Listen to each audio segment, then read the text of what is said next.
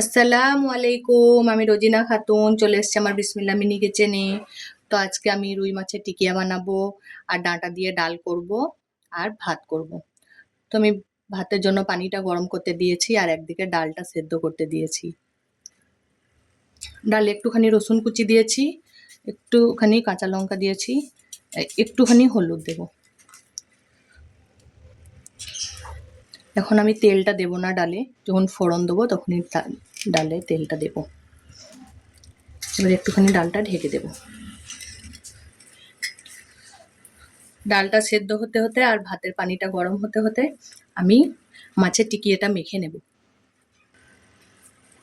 মাছটা আমি ভেজে আগে থেকে এরকম ভেঙে রেখেছি।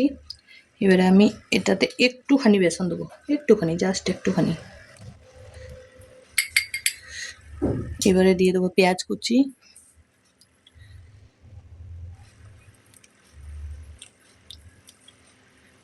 এবারে দিয়ে দেবো লঙ্কা কুচি।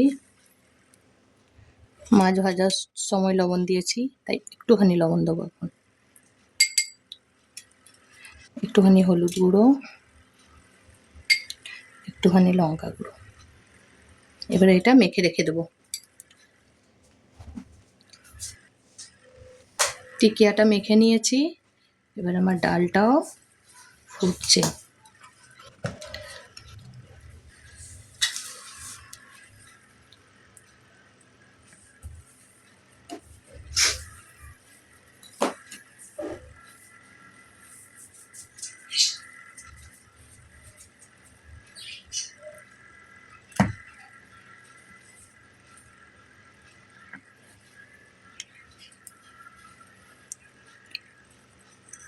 এদিকে ভাতের পানিটাও গরম হয়ে গিয়েছে, এবারে আমি চালটা ছেঁকে দেব।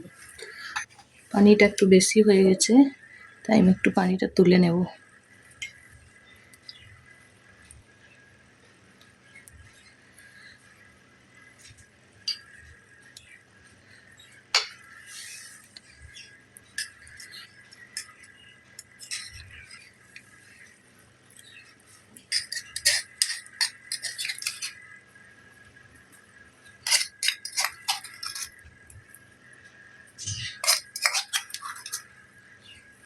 গরম পানিতে চালটা দেওয়ার পরে ভাতটা এইভাবে একটু নেড়ে নেবেন, নাহলে তলাতে চালটা জমাট হয়ে বেঁধে যায়।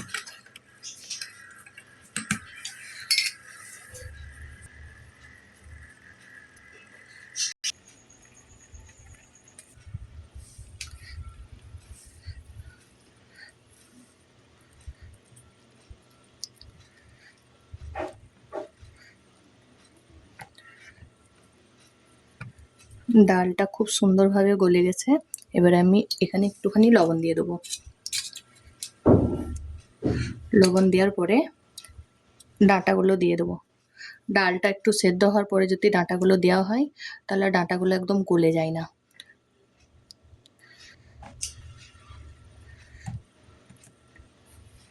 আগে গরম পানিটা রাখা ছিল, একটুখানি দিয়ে দেবো।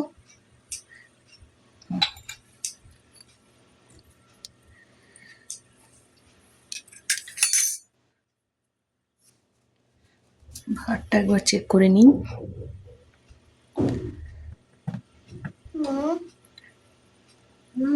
হ্যাঁ মা, ভাতটা একটু হবে। ডালটা রান্না হয়ে গেছে, এবার ডালে ফোড়ন দিয়ে দেব।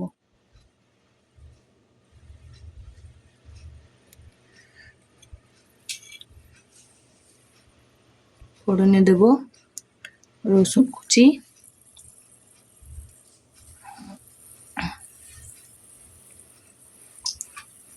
একটুখানি গোটা জিরে,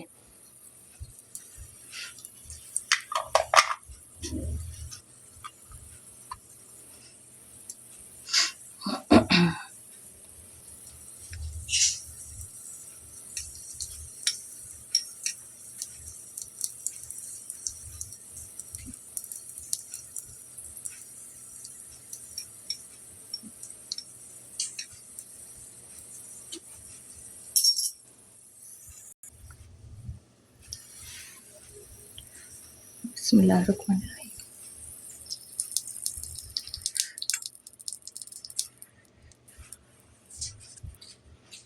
ভাতটা হতে হতে আমি মাছের টিকিয়াগুলো ভেজে নেব।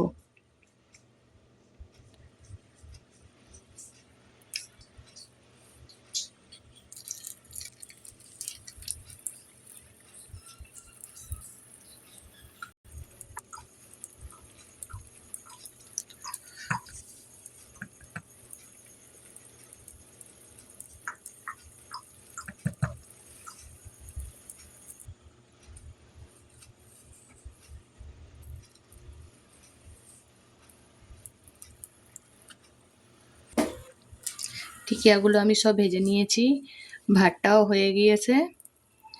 ভাতের মারটা এবার গেলে নেব। তোমার ডাঁটা ডাল, মাছের টিকিয়া আর ভাত রেডি।